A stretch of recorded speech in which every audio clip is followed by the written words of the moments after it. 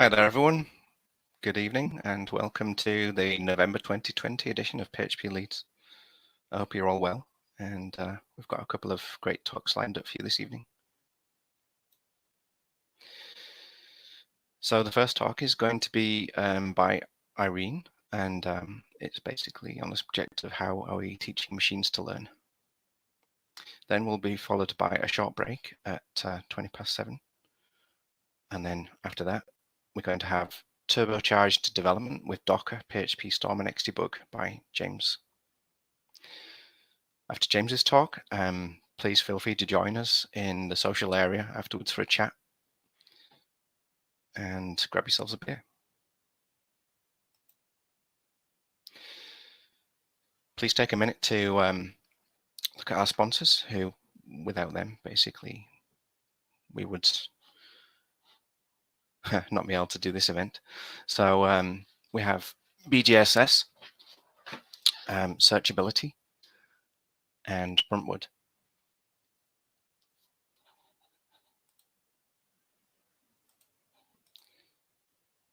If you'd like to join us on Slack, there's the URL there.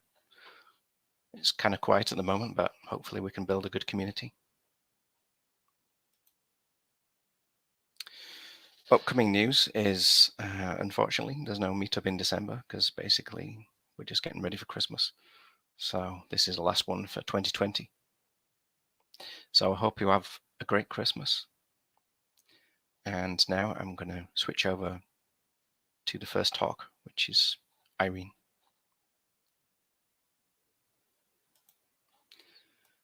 Hello, Irene. So Irene's a computer science student at the University of York, and she's currently exploring different areas of technology, from web development at Legend to software engineering at NatWest, and AI and computer vision research at the University of York, which all sounds exciting.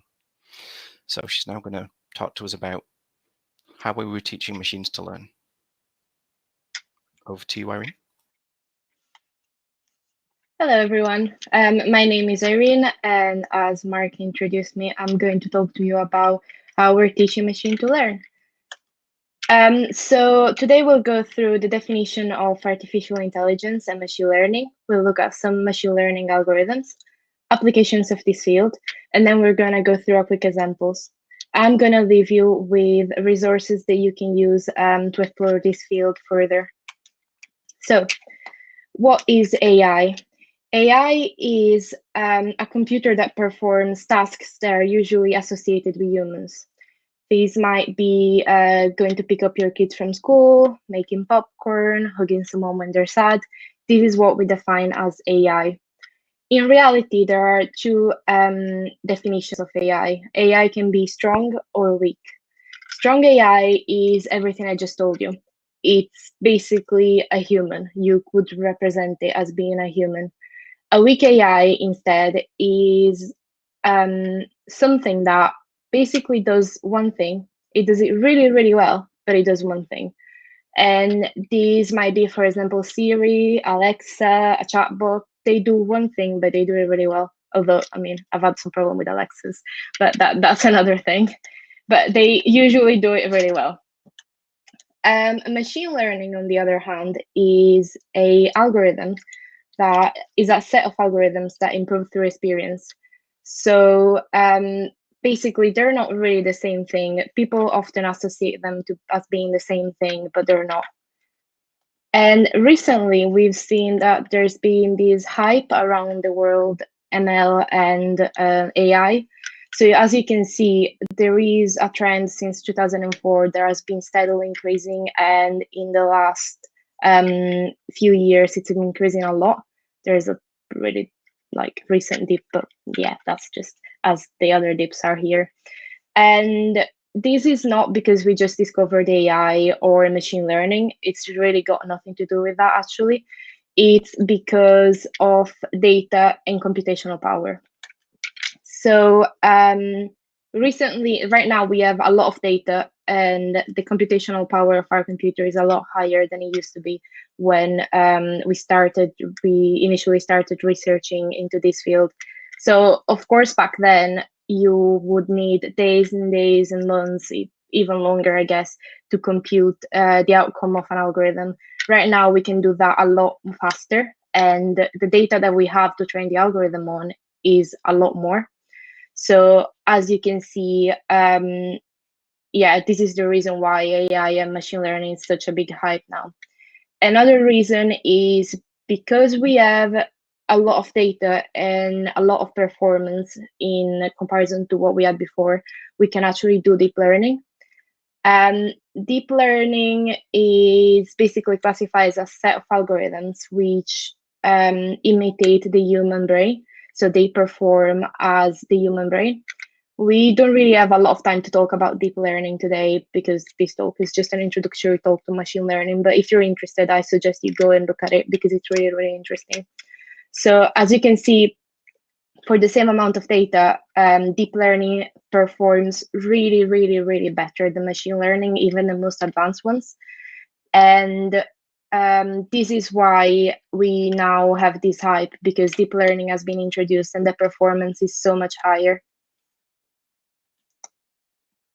So yeah, now we're just going to talk about different types of machine learning algorithms. We classify machine learning algorithms based on unsupervised and supervised algorithms. What do we mean by supervised?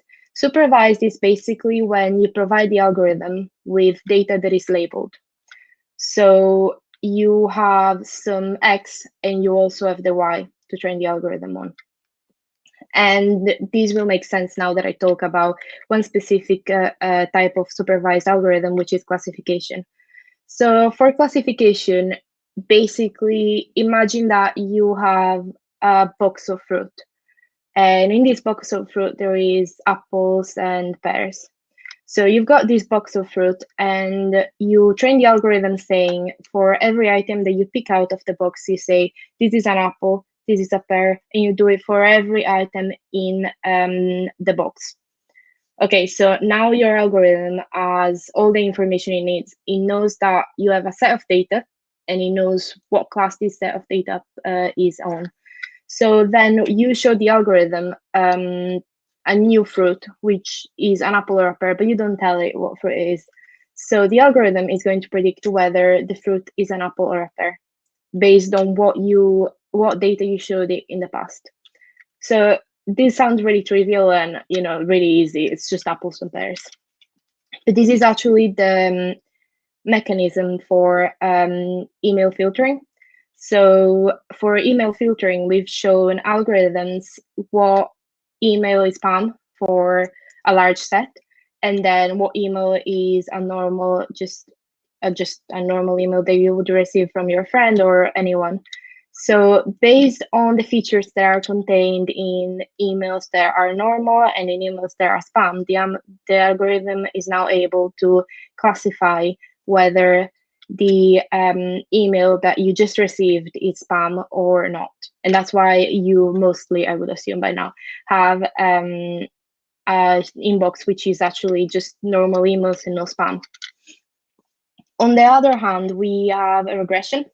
A regression is still a supervised algorithms, and it basically aims to find a mathematical function between the data you provide and the output that you provide it with.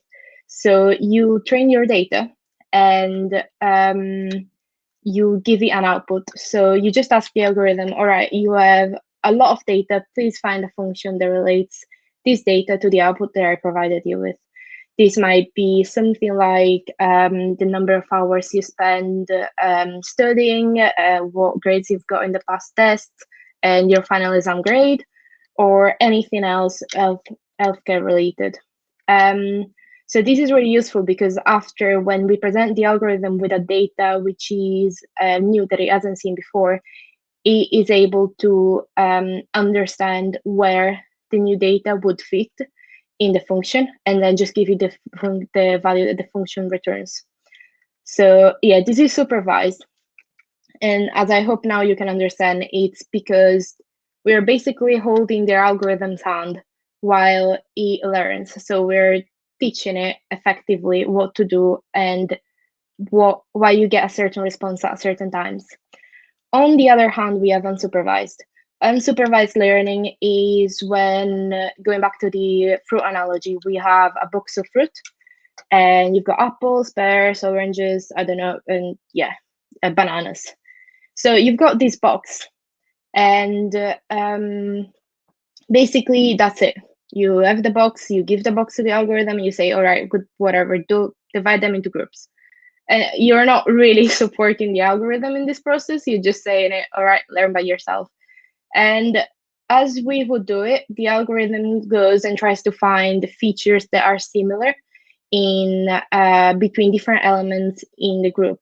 So you might notice taste or shape, color, the surface of the skin, anything like that. So based on these features, the algorithm then forms these groups, which are called clusters.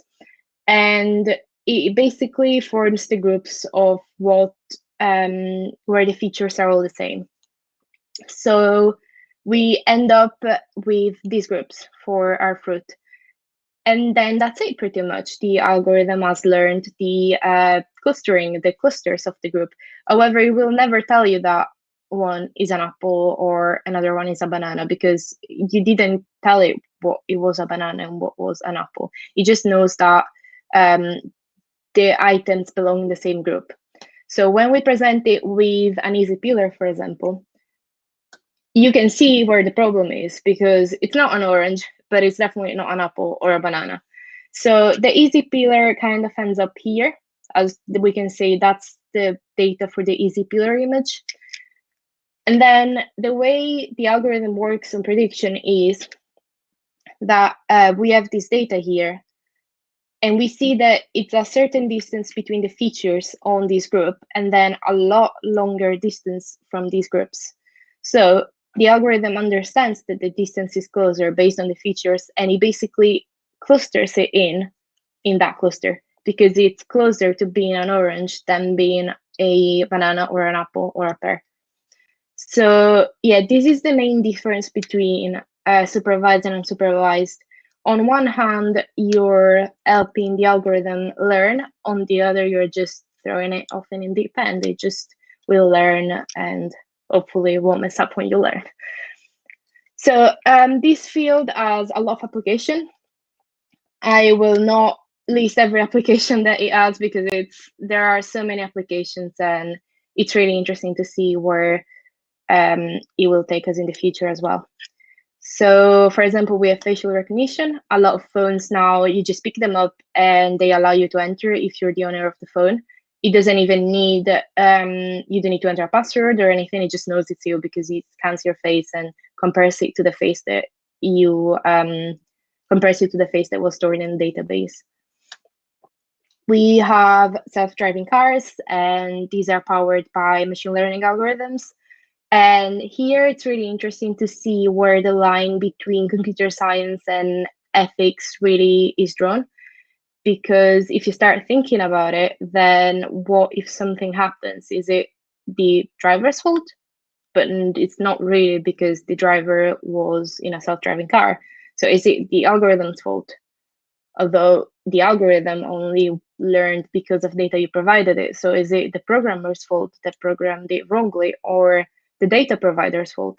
So as you see, we just start going through these rabbit hole, I would say, of whose fault is it? And it's really interesting to see the ethical implication that AI might have in this field.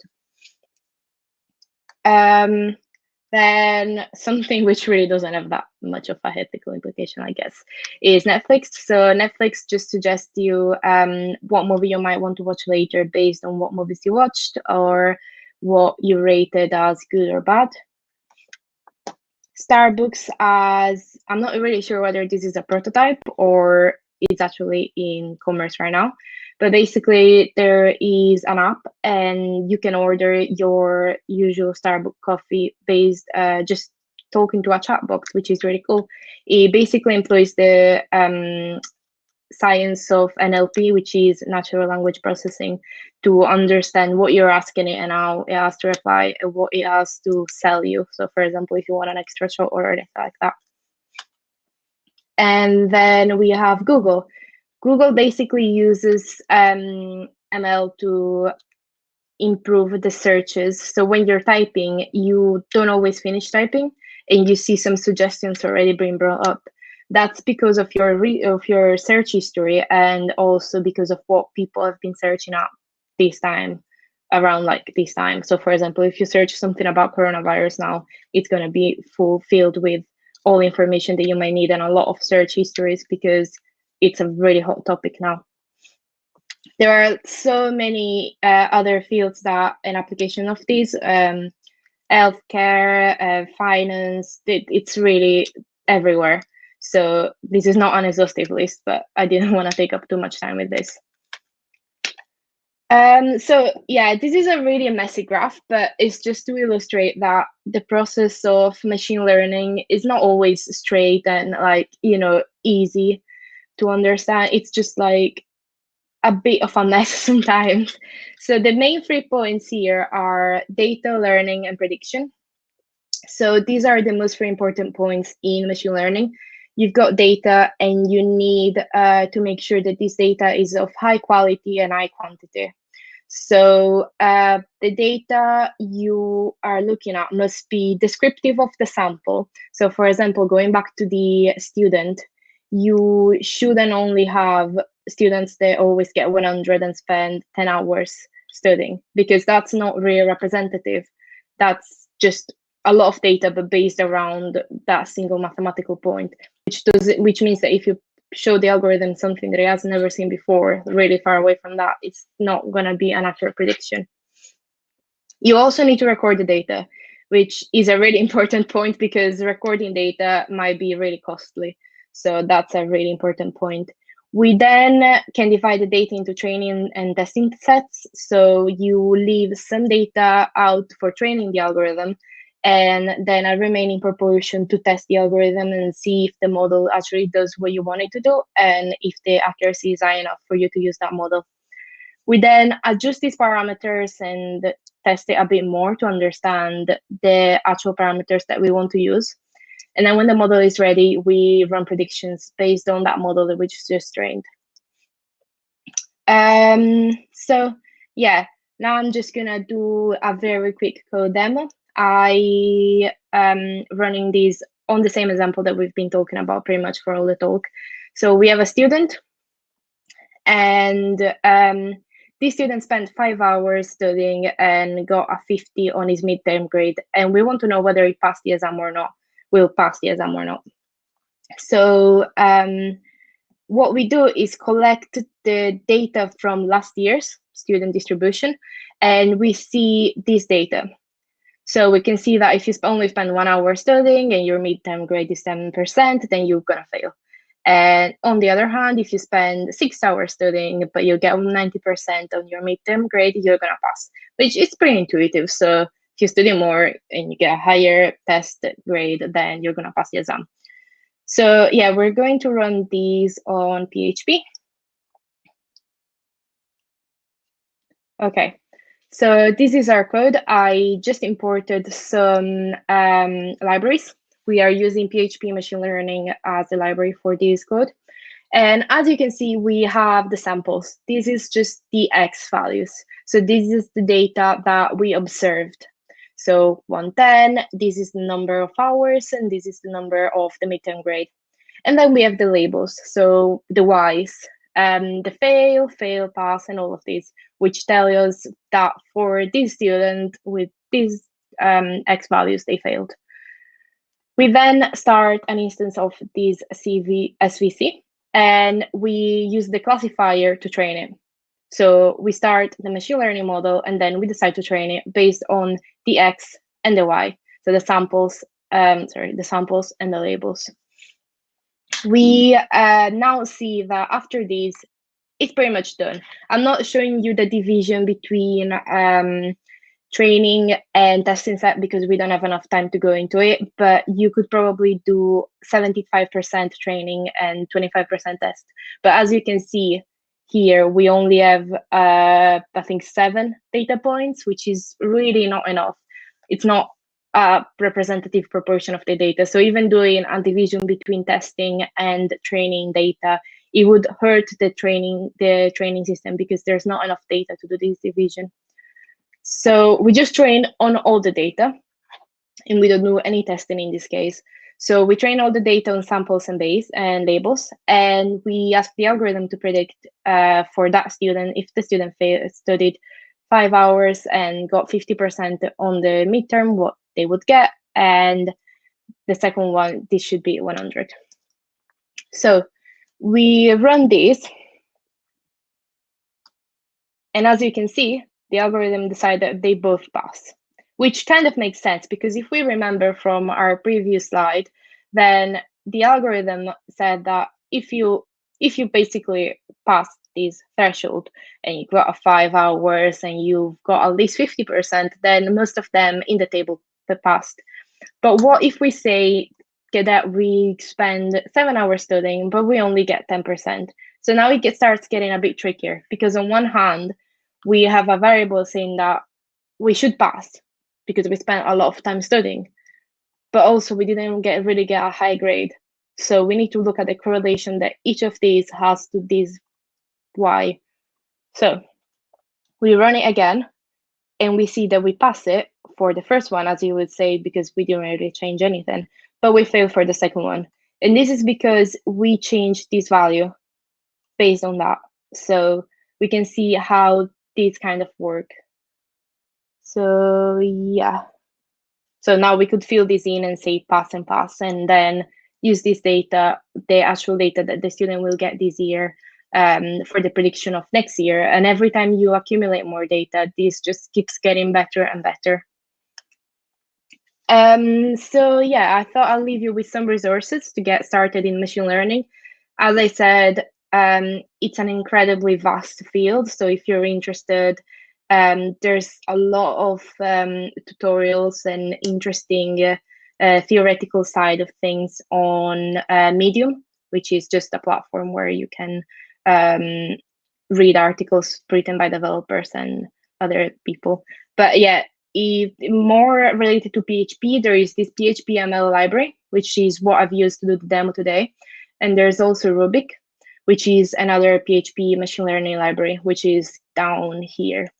I've also found this tutorial, which looks really cool. You basically give it a tweet or Twitter feed, and it will tell you what emotion the person writing the feed is, or the tweet is feeling, which sounds really, really cool, in my opinion.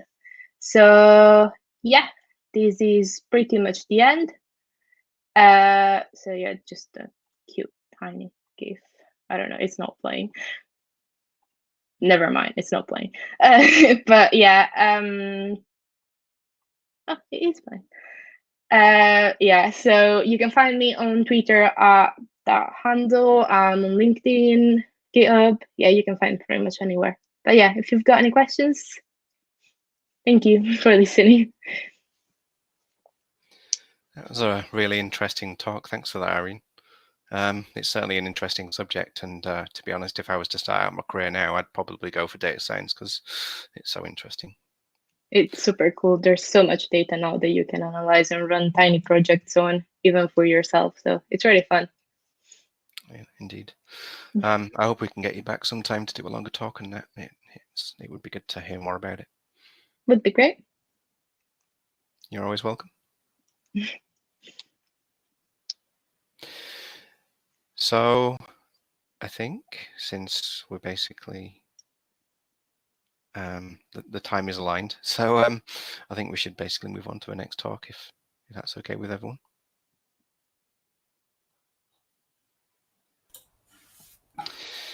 So hi Jim, how are you doing? Hello, can you hear me? I can indeed. Hello, how are you doing? I'm good.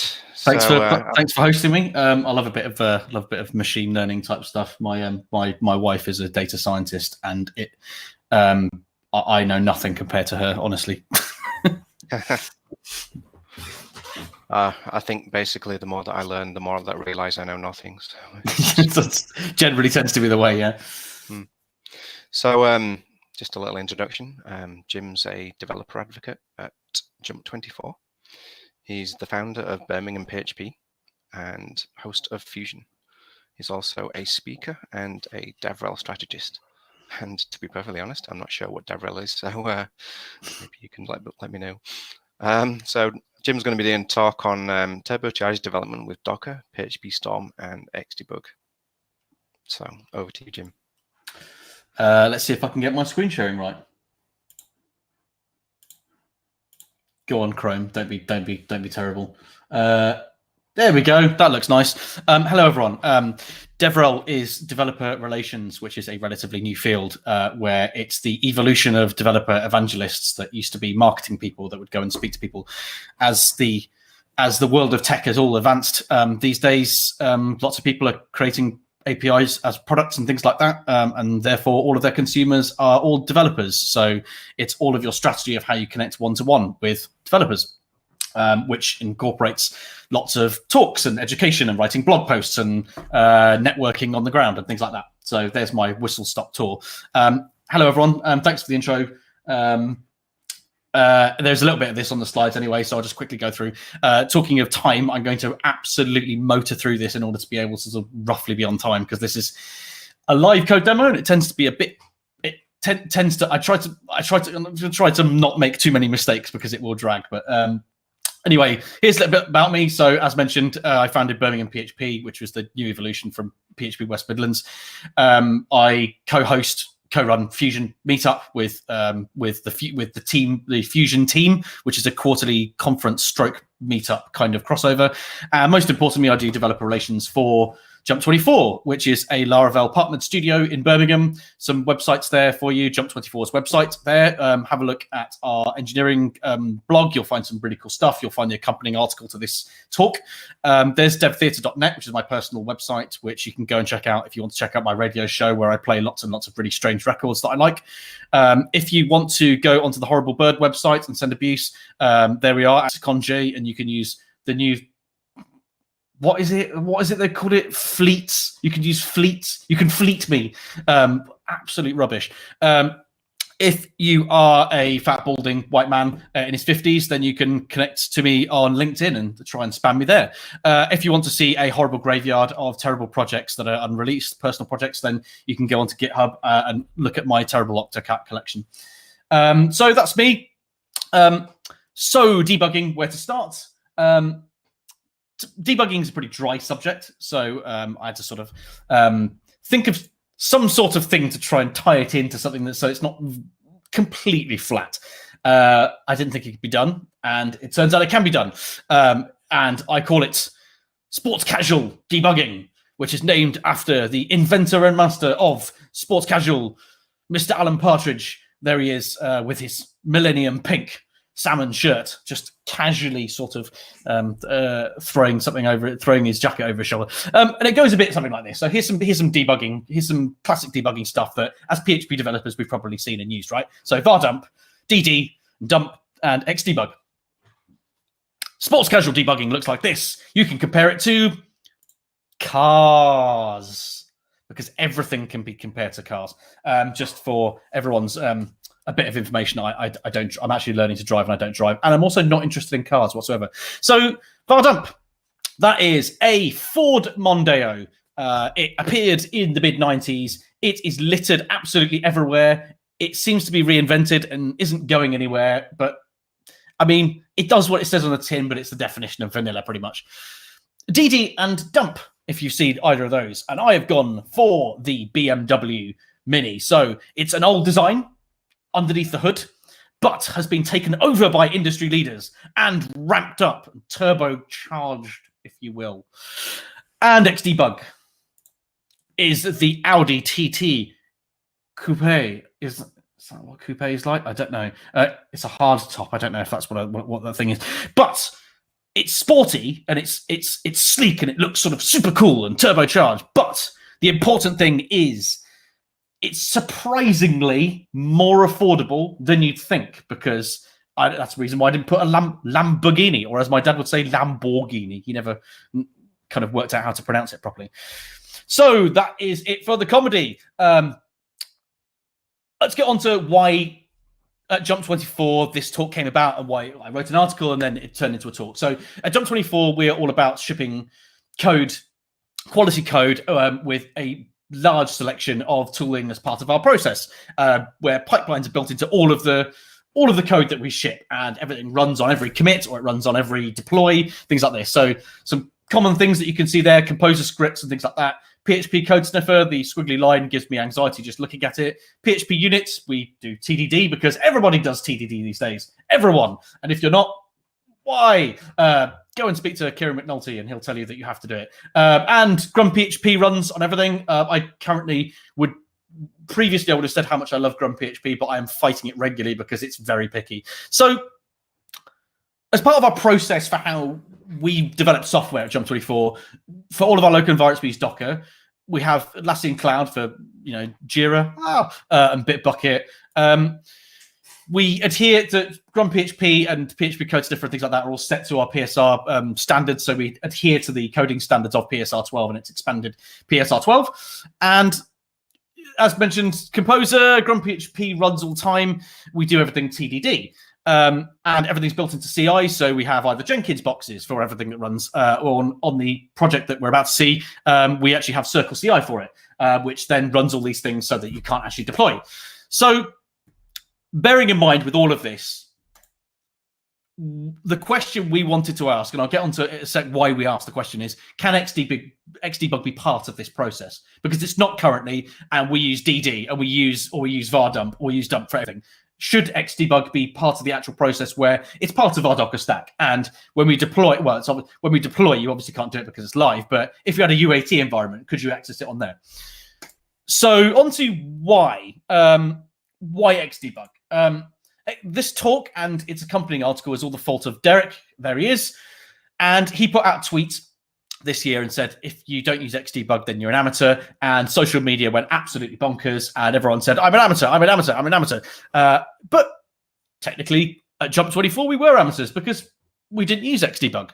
And we sort of thought, we had discussions on it. Like Xdebug is nothing new, right? It's been out, it's been around since 2002. So some thoughts on Xdebug. So it's been around years, and probably the most obvious thing that PHP developers say all the time is it's complicated to set up. It was complicated then, and bearing in mind that we've got things like Docker, and if we're suicidal, we've got Kubernetes. How are you going to introduce Xdebug into all of these virtualized machine environments and things like that? Isn't that just going to make it more complicated? And as I mentioned previously, why don't you just use die-dump? Why don't you just cancel, kill the request and dump out everything? Why can't that happen? So, with bearing that in mind, we need to be open in our sort of research and development of how we approach things, right? So we thought we needed to give it a test drive. So the test drive you'll see on the live code demo is this project. It's a real project to make things more interesting. It's called Order. There's the GitHub link for it.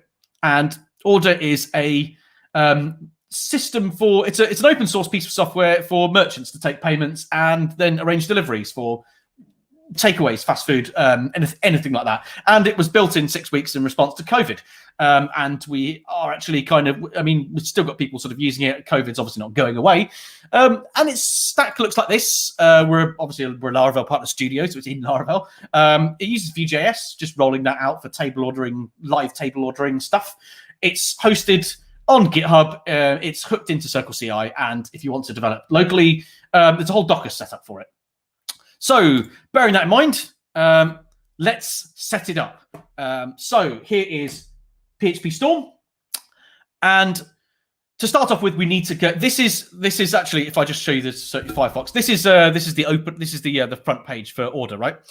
This doesn't have Xdebug set up on it. So I'm going to do it. So here's how you do it.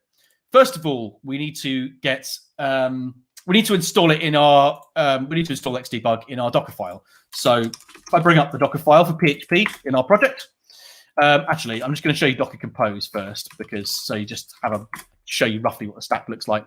So we've got an Nginx container, PHP, MySQL is the database, got Redis for caching sessions and things like that. I'll get onto WebGrind and show you what that does later. It's a fairly sort of lamp stacky kind of thing. We have a Docker file for PHP. There it is, 7.4 FPM. So installing Xdebug is as easy you'll find out why that's a lie. Pickle install xdebug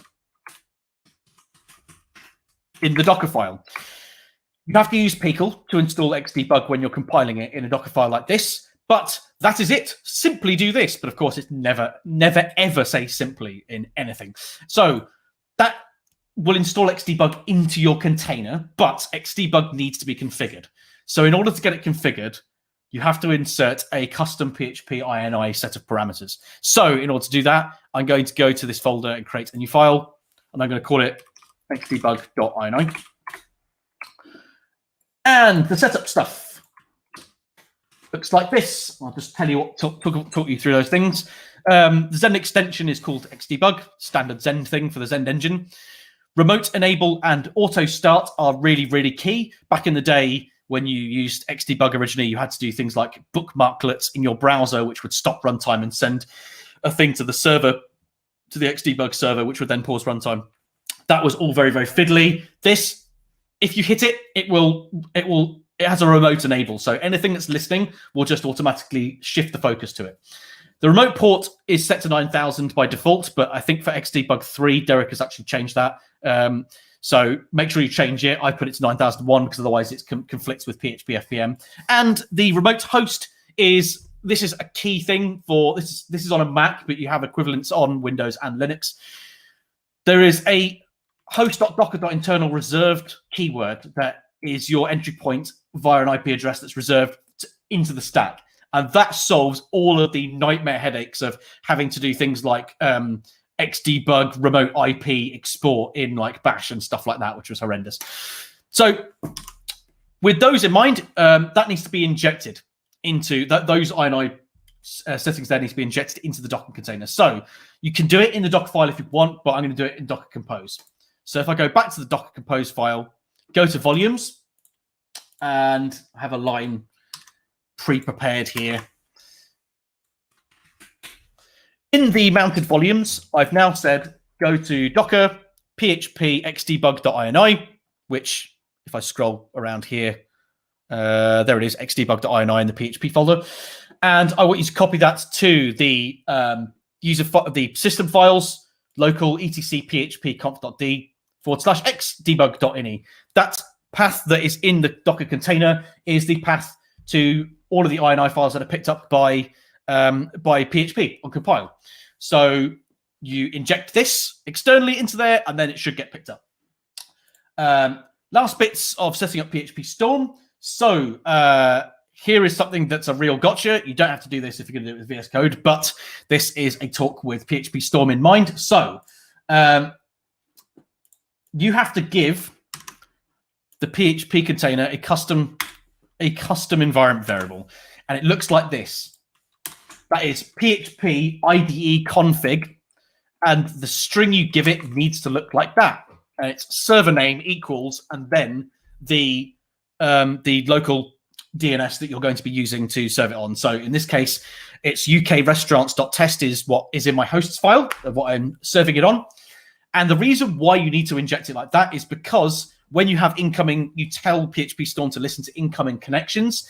It does not know whether it belongs to the project or not. It could just be anything that's firing on port 9001. So bearing that in mind, you have to set up on PHPStorm, you have to set your project up with the web servers thing in PHPStorm, which personally I absolutely hate and haven't done before. But for this, in order to be able to map correctly for the incoming request, you need to do it. And it looks like this. First of all, you need to tell PHPStorm to listen to the right port. So if I type in xdebug into here, there we go. Xdebug is there. There's a switch there. It says, what port are you listening to?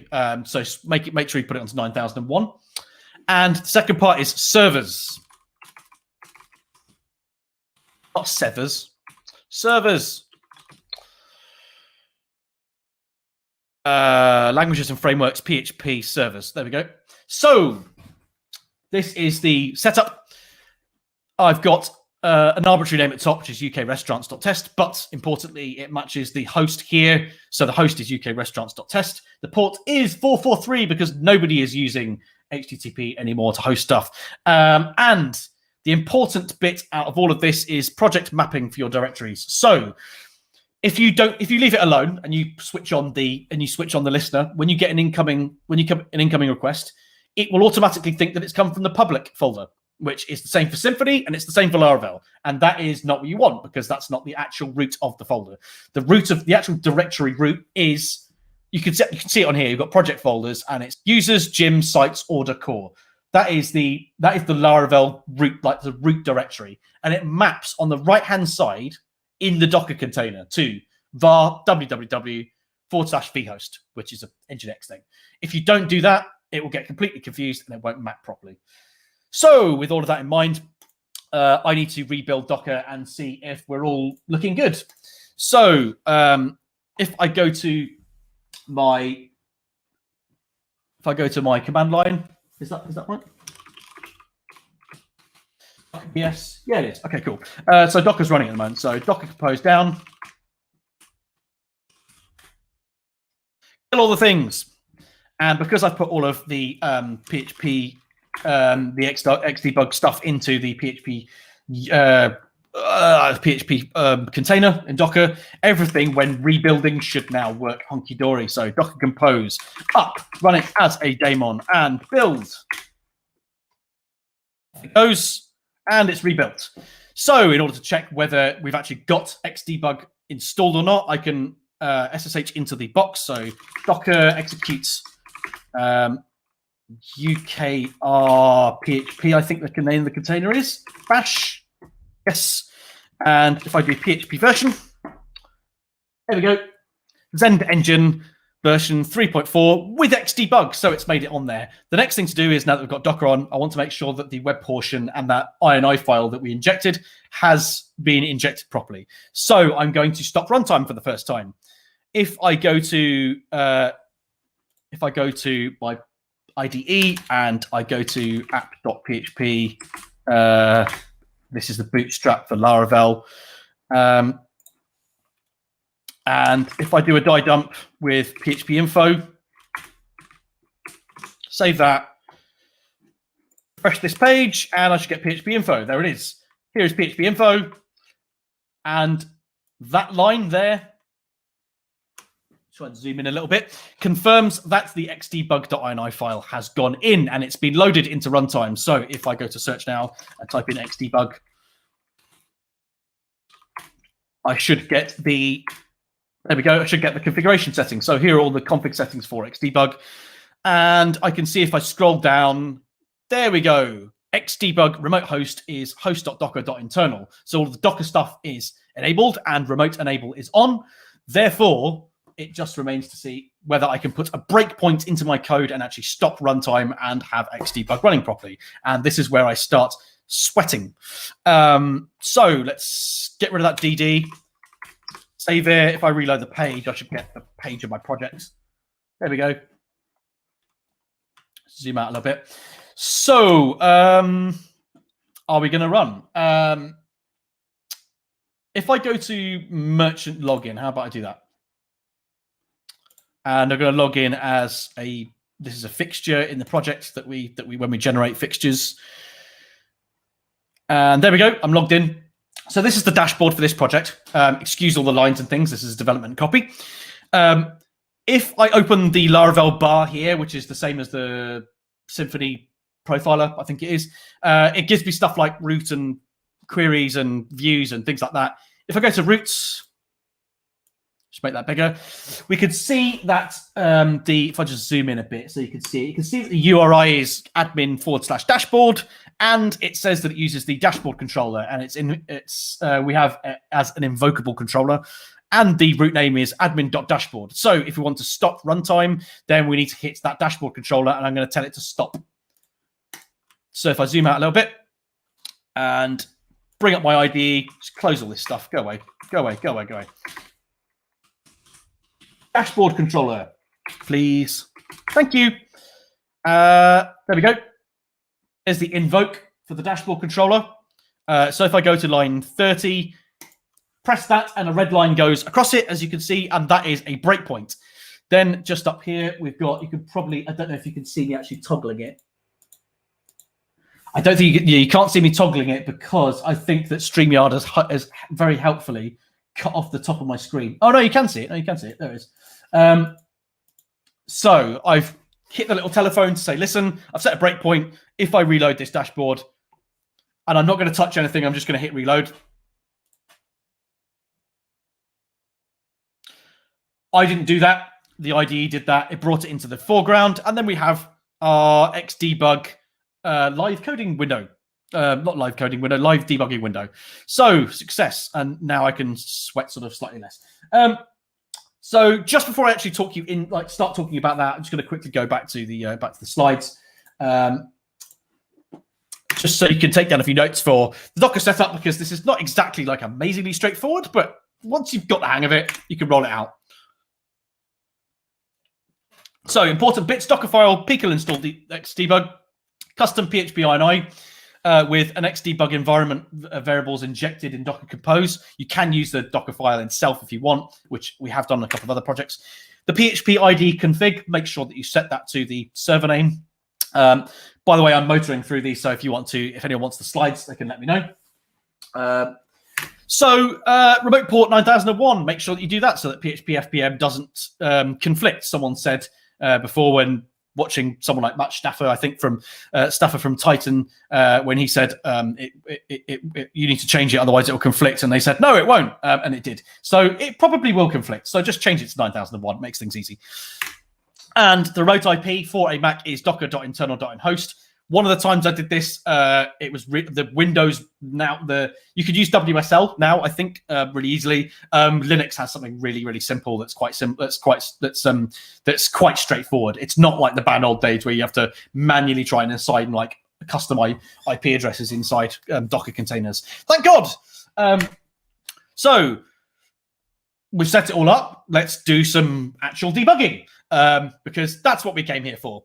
So dashboard controller.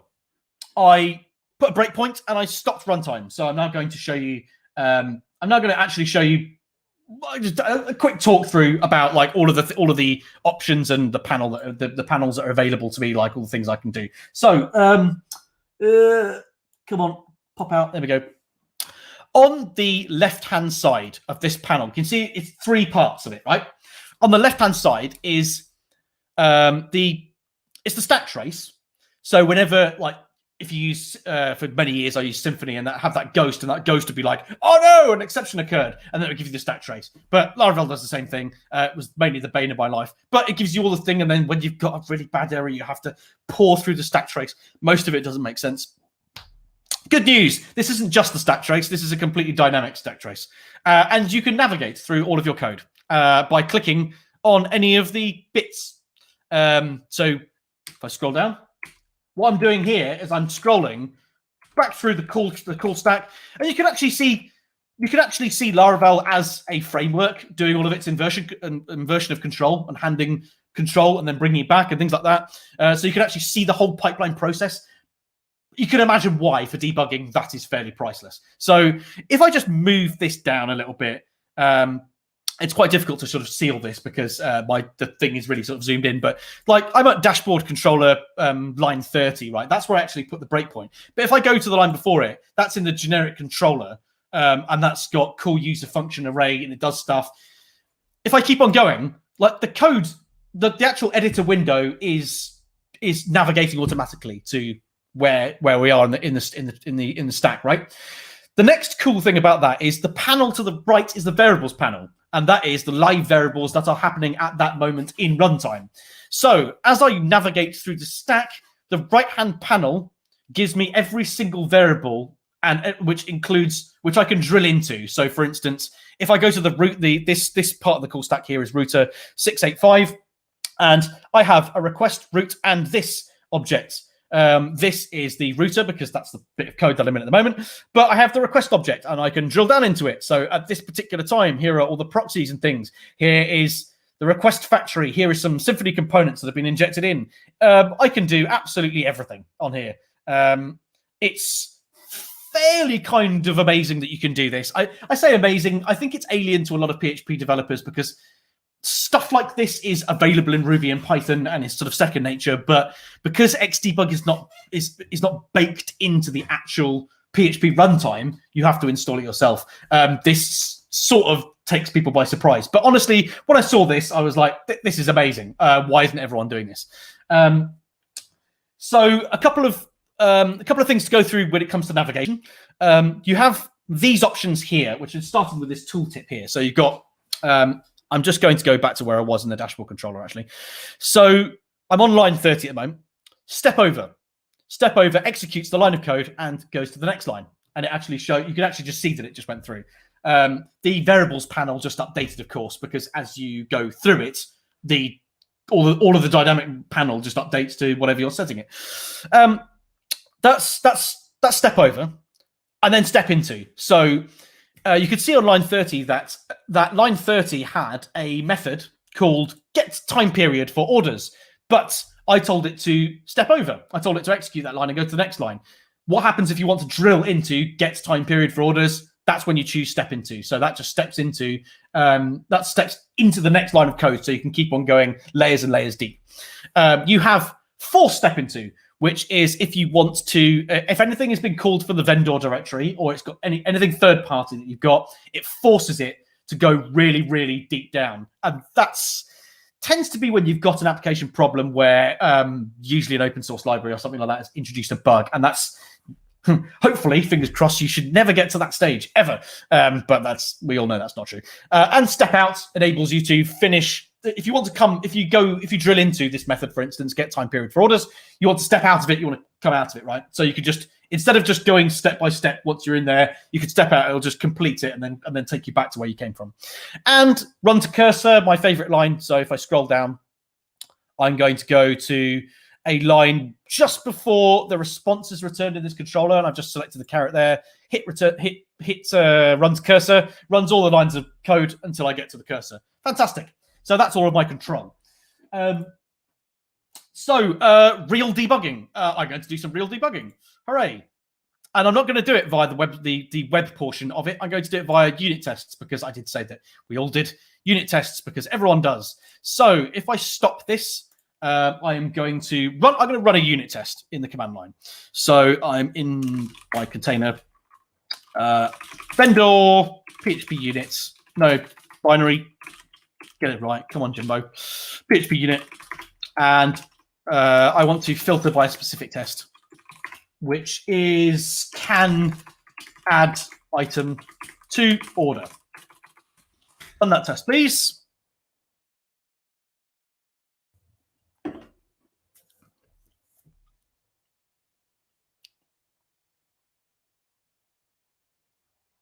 Drum roll. Come on, PHP unit. You can do it. Failed. So this is where Xdebug and an IDE like PHPStorm are pretty vital, because when you're in unit tests, a lot of unit tests that we write are all usually emulating the front end, or doing things like using WebKit kind of stuff. In this example, the test wanted a 200, but it's got a 422. So it's just failed. And you can see the line of code, and it's on 114, and it says assert status is okay, but it's not. That doesn't really give me any more information. If we were going to do this the old school way, then that response object, we'd dump it out, and we probably wouldn't get that much. So we'd have to drill into it. So we'd have to do response get body, or response. It just becomes sort of a tangled mess of spaghetti where you're trying to sort of work out what's going on. So we're going to debug it. If I get can add item to order, let's bring up that test.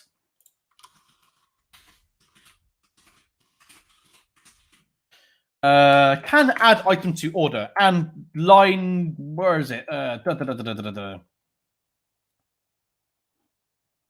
it is. That is the line. Line 114 is failing, and it's failing because it's supposed to. It wants an HTTP OK, but it's getting a 422, which is bad entity, I think, or unacceptable entity, or malformed entity, or something like that. So we need to look at the controller, and the controller is whatever is being hit by API /version 1 /order. So I happen to know that that controller is going to be add. Is it add item? Add order item. AP. There we go. API add item to order request this is the actual controller that's being hit. So, oh no, that's the request. Come on, let's hit the controller. Add controller. That's better. Add controller. There we go. So in this controller here, this is if I just hit a breakpoint. This is a good example of have I switched the debugger on yet? A good example here of debugging in action. This is a real world example that I encountered myself, and I was going, what's going on here?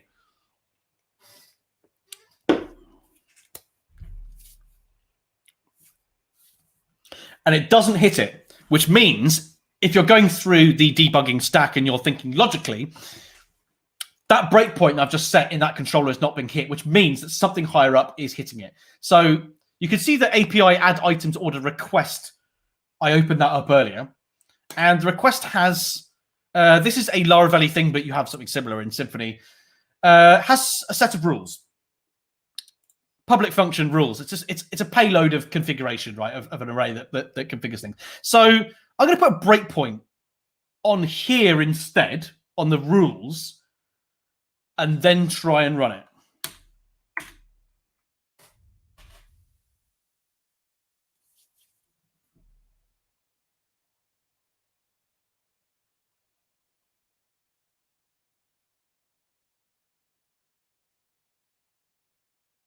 I really need a better internet speed. Okay, that has just hit that breakpoint. Fine. So if I'm going to now use the step over, and I'm going to start just executing code in the stack to see what's happening here. So this is a function called rules. So if I just step over, scroll down, messages, attributes, make right. On line 108, there is a variable called validator, and this is the validator that is validating the request, right? So it's doing some Laravel stuff at the moment. Validator set container. It's putting the validator into the service container. Add extensions. Method exists with validator. Then this with validator, and then set it. Cool. Okay. Okay. Here's the $1 million question. We've got to this line, which is line 25. If instance fails, then do this, which is failed validation. If it doesn't, then it's okay. So if I run the next line, it hits it, which means that it's failed. So let's have a look at the variables window. And in the variables panel, I can see that I've got an instance of validator. So if I drill into that, in the validator, this is something that's sort of Laravel based, so I don't really know what I'm looking at. Oh, there's an array called rules there, which is inventory ID, variant ID, merchant options. Okay, cool.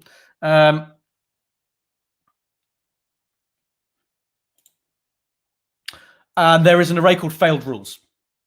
This is going to be what I'm looking at. So there's an array of 1, which is variant ID. It needs variant ID. It says required there. That says required. So no wonder it doesn't work.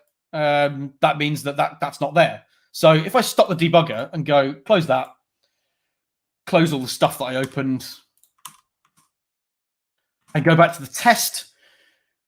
What is the test? Where is the payload for this test? There it is. Order item payload. Merchant, inventory ID, inventory options, but variant ID is not on there. So variant ID equals, presumably I have something like variant, inventory variant, ID. Okay, change the payload. Cool. I'm going to switch off the debugger as well because I don't want to hit it again. I want to see what happens. On the test.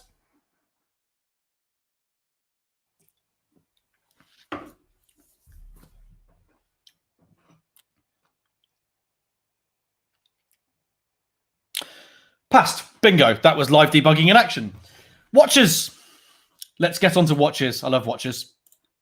Let's go back to the dashboard controller. And a watcher, you can see this if you open up your DevTools in any browser worth its salt. You can just, it does exactly what it says on the tin. It's a watcher, so it watches for a variable and keep you updated. So an example of this in action is you can see on line 40 we have an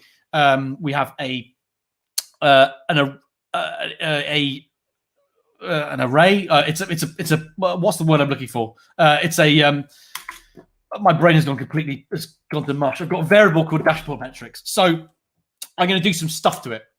So dashboard metrics. So that equals get front end statistics for merchant with date range, and it brings back something. But then I'm going to say dashboard metrics equals this my mystery method.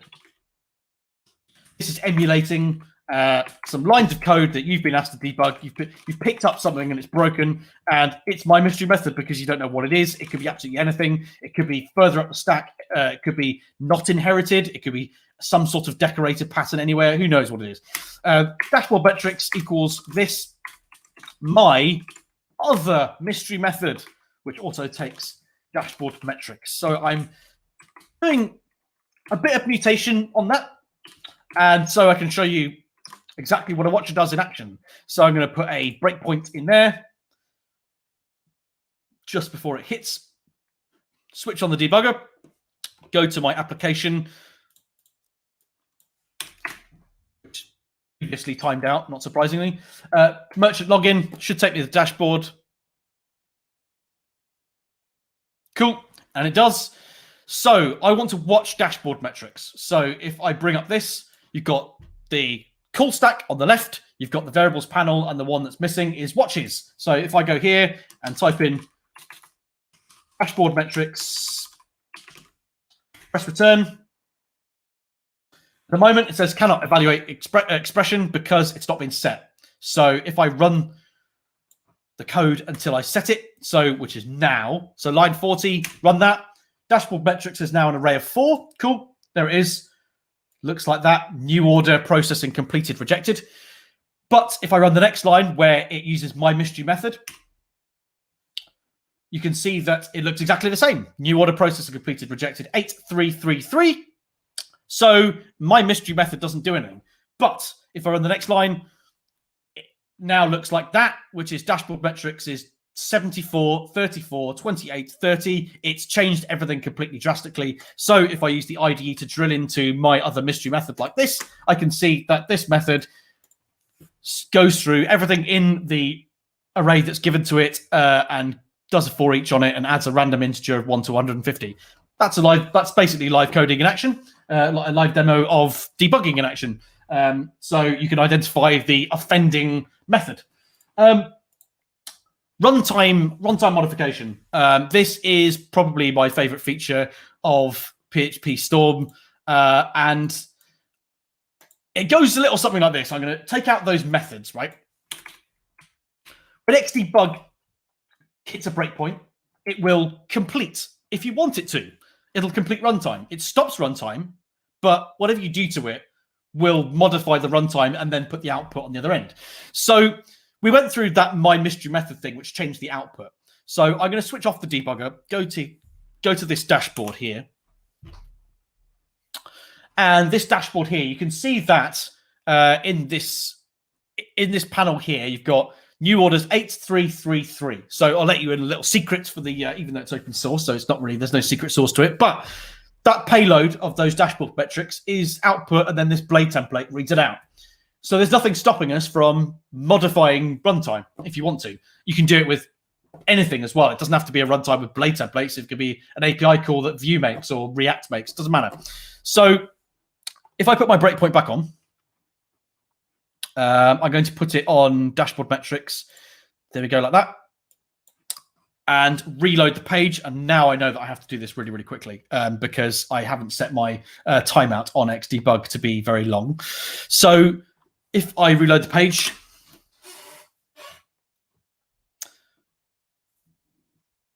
The page looks like it's loaded, probably because I haven't switched on the debugger.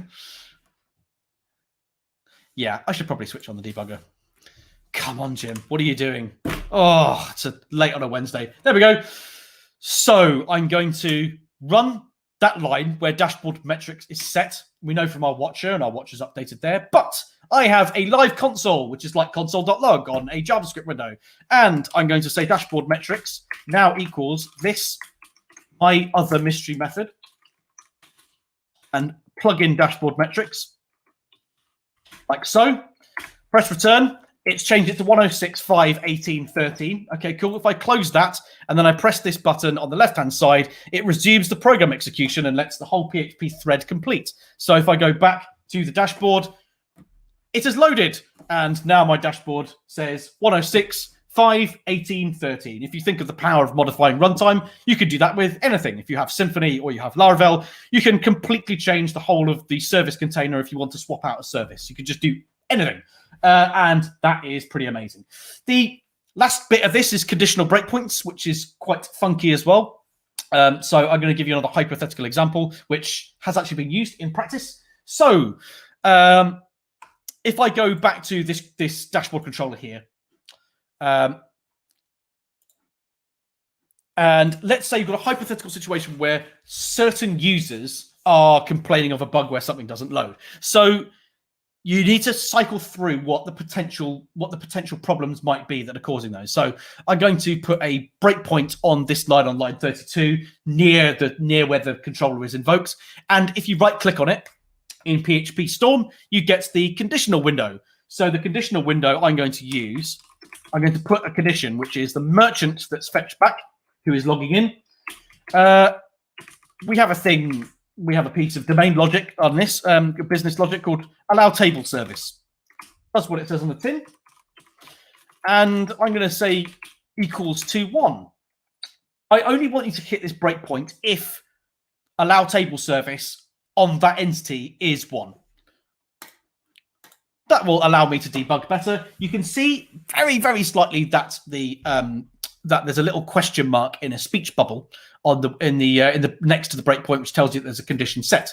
So if I go back to the code, I now go to log in as the merchant.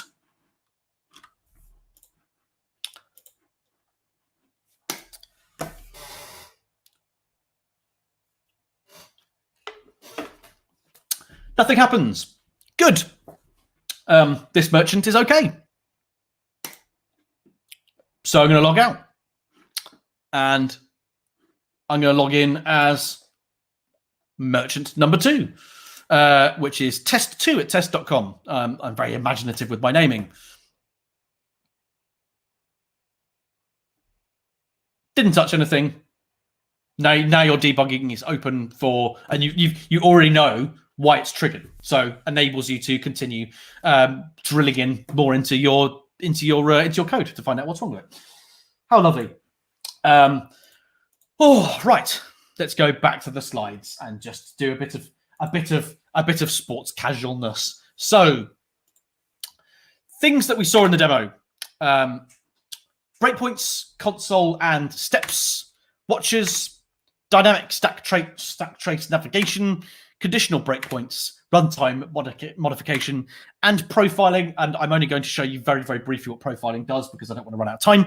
So in our sports casual way, I'm going to compare it to cars because I am a man that has very small hands. So for Mondeo and is going to apply to the breakpoints, console, and steps and watches. And the reason why is because, like I said, if you want to bring up JavaScript runtime in your browser or you want to do it on Node, you have all these things, right? These are just native to most programming languages, right? C++ has one, and you've got .NET Core's got one, right? But dynamic stack navigation, the way you can do it in PHPStorm, and conditional breakpoints for when you need more in-depth logic for debugging, they go down as our BMW Minis because slightly enhanced, and that's quite cool. Runtime modification and profiling is the real gold dust here. That's some of the best featuring, especially with profiling. And I'm only going to show you a very, very brief demo of profiling. So profiling by profiling, we mean that it's going to, you can enable Xdebug's profiler to log absolutely everything and then create more than just a call stack. It will create the entire call stack, right? So you do it with, the example I've got is using a container called WebGrind. I'm not going to install it properly. It's already installed just to save a bit of time. So if I stop this, I can compose, and I have a container in here called WebGrind. There it is. The way that you set it up is it has a temp folder on the right-hand side, and I'm going to take my /storage/xdebug folder locally and mount that into the temporary directory.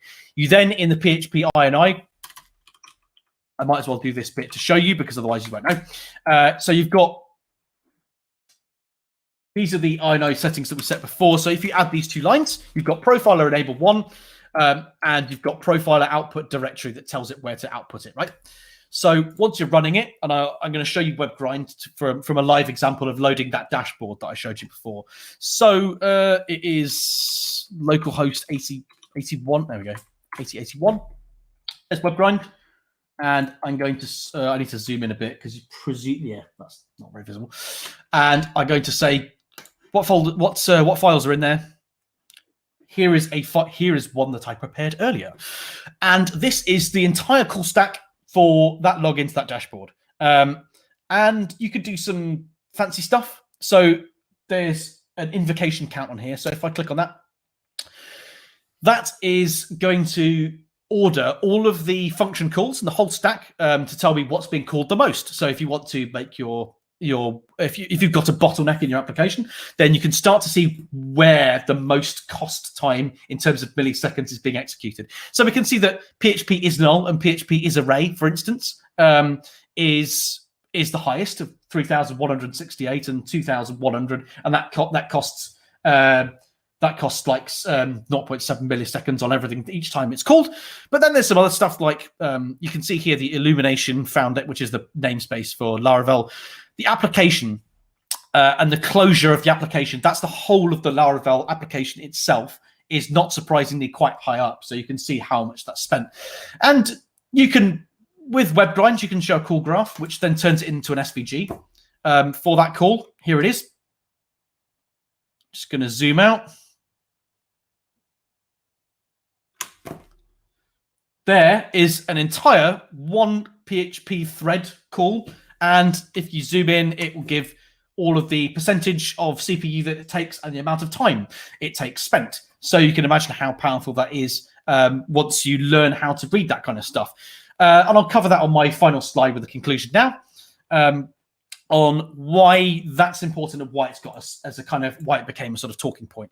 So what we found from rolling out Xdebug across our projects, which we have chosen to do that as part of Jump 24's technology stack. Now, Xdebug is included as part of it, and as a developer, you're expected to know how to use it. If you don't, then we teach it. We sort of teach each other internally how to do it, right? So things that are important about this: time is money, but it's also an investment. So when I say time is money, people aren't rolling out things like Xdebug or features or Grum PHP, as mentioned before, because it takes too much time to set up. But it is an investment. If you have a legacy code that a legacy project that your company has taken on, you will probably shave off massive amounts of developer time with putting Xdebug and enabling that developer to actually go through in more finer detail without having to kill the PHP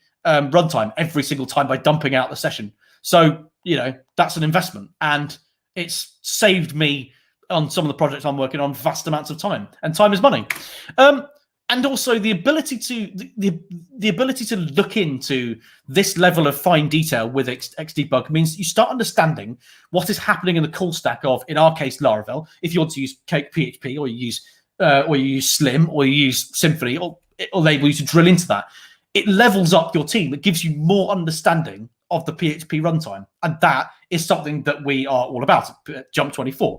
We are very big into leveling up our developers. On a personal level, big warnings: don't switch it on with everything, and don't put it anywhere near production because it will murder everything.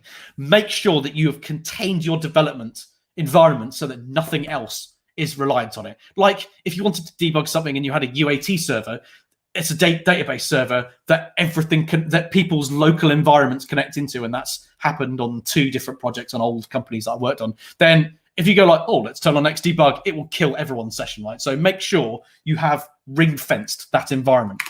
And the profiling, we've kind of discussed this, that it gives, we do TDD, so why can't you do performance-driven development, or PDD? So if you ship a feature, why not? Because we have the ability to run Xdebug locally now, why not test that new feature to see if there's N+1 issues or the call stack is too big? That's what it's enabled us to do. And coming in at only a couple of minutes overtime, somehow, that was me. That is how we turbocharged our development with Docker, PHPStorm, and Xdebug. Thank you very much for listening, everyone. Whew.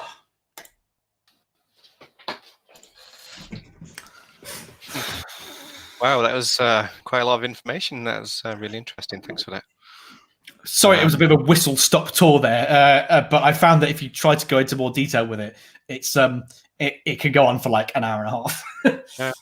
I've used Xdebug in the past with Docker and PHPStorm, and it was quite a fun experience to set it up properly and get it working. So good tips. I think now it's kind of easier than it was what it was before, because I did it back with old school lamp stacks in like 2014, and I was like, "What is this? I hate it."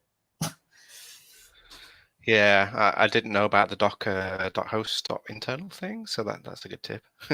I did it the old school way where you work it out in Bash, and yeah, that's a couple of jobs ago that someone did that, and it looked so fiddly. I thought I'm never going to remember how to do all this. Cool. Well, apparently there's no questions from people. I've just bamboozled everyone, or everyone's fallen asleep. Hopefully you can tweet about your slides and people can dive in and have a go themselves. Yes, I've not actually shared my slide. Oh, it's worth noting for everyone that that you can see if you go onto Jump24's website, you can see the or you can go onto dev.to, you can see the accompanying article which does talk through this.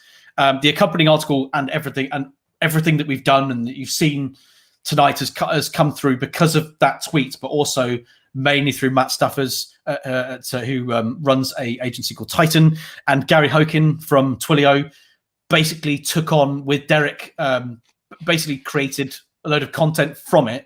So it's on a website called learnxdebug.com, I think, and you can find loads and loads of resources. So if you like what you see but you use VS Code, there's a whole tutorial on how to do all of that in VS Code. So it's pretty cool. This article is on there as well, of course, but it's been the work that they put in to start with that got everyone talking about Xdebug again has been pretty vital. That's great.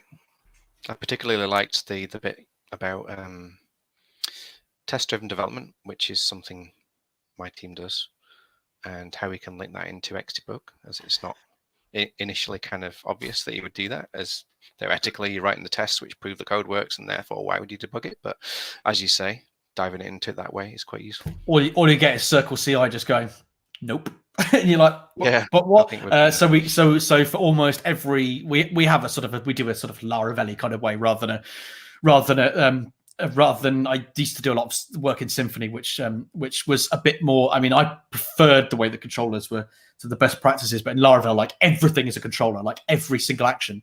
But that is kind of the best practice way of doing it. But with every single invocable controller we create it to accompanying test. So you can imagine what if you look on order, if you look on GitHub repo for it, you'll see that the test suite is absolutely massive. But because we've got one test for every controller, when they fall over, we've generally found that that the ability to debug that with Xdebug, whilst it's mimicking a web controller, is pretty vital. Regarding the performance, I've even found that leaving the Xdebugging extension installed but not enabled still has a performance drain. It's quite unexpected, but yeah, just remove that completely from your production image. The way we've done it is we've got the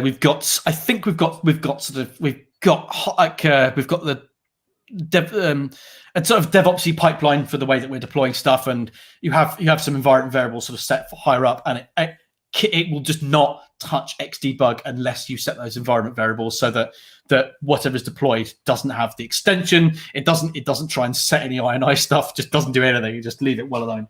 If you accidentally leave the profiler on, your application will stop working. Yeah, we use different variants of the production Docker image. Basically, one has Xdebug, one doesn't. So in dev, you'd use the more debuggy version, and in production, it'd use a clean version without Xdebug installed at all. Cool. So basically, we've run out of time now for the talks, I think. But if you'd like to move over to the social section of the big orange hat platform, then feel free to join a table and talk to us more about this. I will sadly be heading off because I need to find out if my son has gone to sleep or has screamed his head off for the last hour. But as mentioned in the talk, if anyone's got any questions, then you can reach me on Twitter or LinkedIn at SakonJ, and I'll be happy to tackle stuff. I think the next thing I'm going to tackle now that I have a new member on my team at Jump24 is probably going to be sort of half microserviced environments that have multiple domains in PHPStorm. So there's multiple workspaces. So that's going to be kind of an interesting challenge.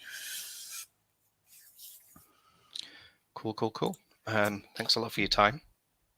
Cool. And, thanks for hosting me. Both. Have a good evening.